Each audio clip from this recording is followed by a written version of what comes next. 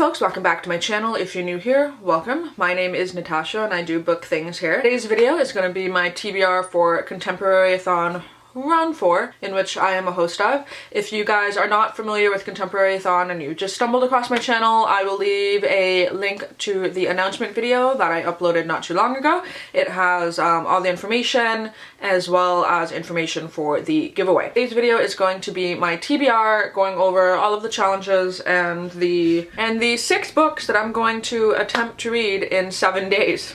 Pray for me.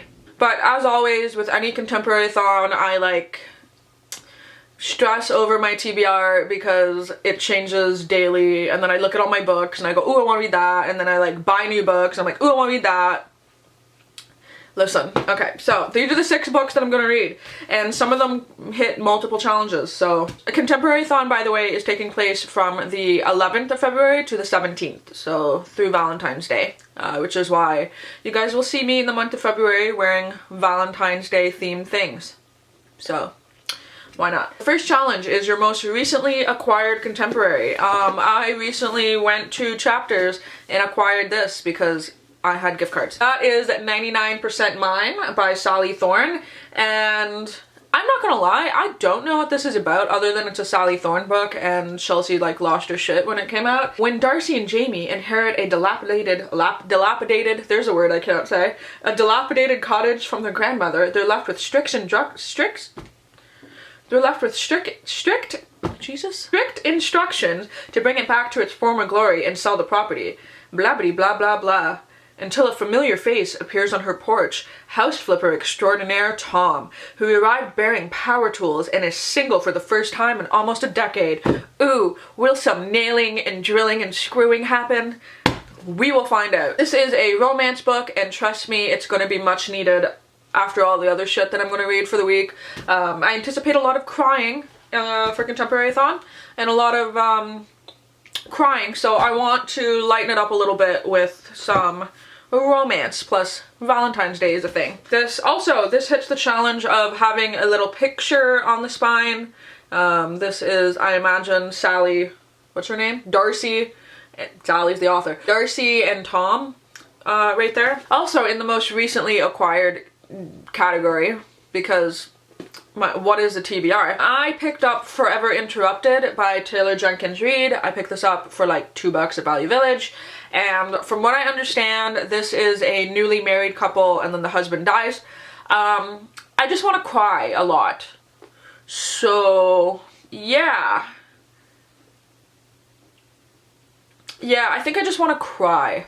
So I'm reading this for the week. It is a book that will make me cry. So number 4 challenge is to read a dark, taboo, emotionally hard-hitting contemporary, so that kind of hits that. So the second official challenge is to read a book with blurple on the cover. Blurple to me is a color that is a mix between blue and purple, which is exactly the color in A Heart in a Body in the World by Deb Coletti.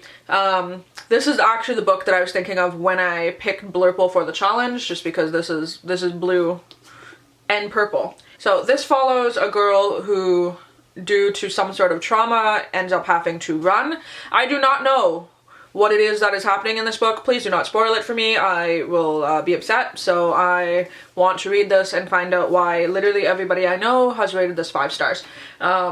This is a book with blurple on the cover, also a dark, hard-hitting contemporary, also a book I meant to read in 2018, and it has a picture on the spine in the sense that there's a little lady running right there. So the third challenge is to read a diverse contemporary, focusing on the fact that it's Black History Month, and so trying to read more Black characters, Black authors, own voices. The one that I'm going to be reading, I actually have 2 picked out here for this challenge, but the one that I really want to read is The Field Guide to the North American Teenager by Ben Philippe. So for this book, the author is Black, and he's writing from the perspective of a Black French-Canadian boy who is then moving to Austin, Texas, and sort of navigating high school life as a French-Canadian, which is really interesting to me because I'm very close to Quebec. I am in Ottawa, so literally Quebec is a 20-minute drive, and I have a lot of friends who are very much French-Canadian, and I know I like a lot of little niche things about that, so it'd be interesting to see sort of, I guess, if it mentions any places before his move or anything that like is familiar to me about being French Canadian in this book. So I've heard it's supposed to be like pretty funny, kind of like dry humor, which I'm a part of. Yeah, so pretty excited to read that. Again, this is more hopefully of a lighter one for the week because I have some heavy shit in this. I'm trying to like make it an even mix of like light, fun, going to cry. Next is a book for the same challenge, which is by a Black author and is also diverse. This is also a dark, hard-hitting contemporary and a book I meant to read in 2018. So that book is Allegedly by Tiffany D. Jackson. I met her at an event and she signed my book somewhere. It says, "To Natasha, thank you for changing the world. Keep pushing." She is wonderful, and this is a book that I meant to get to, but this is also extremely hard-hitting. It tells the story of a girl who was accused of killing a baby when she was 9 years old and put in... Hello? And then she was put in jail and is now 16, and she's in a group home and she's pregnant herself. So this is definitely going to be just a mixed bag of like hard-hitting stuff. And Tiffany D. Jackson's other book, Monday's Not Coming, made me cry so hard. So I again anticipate this is just going to be a lot. She's a wonderful person. I sat in on a panel where she talked about diversity in teen books, and she's just a lovely human. So I want to read her book, and I highly recommend Monday's Not Coming for a book that you can read for this challenge as well. A book I meant to read in 2018, we have Allegedly, doubling up, and also A Heart in a Body in the World, and also Forever Interrupted, all of those things. And then the challenge for non-traditional, I will go through Scribd, or I will go through my library app and I will find one of these and I will listen to it on audiobook.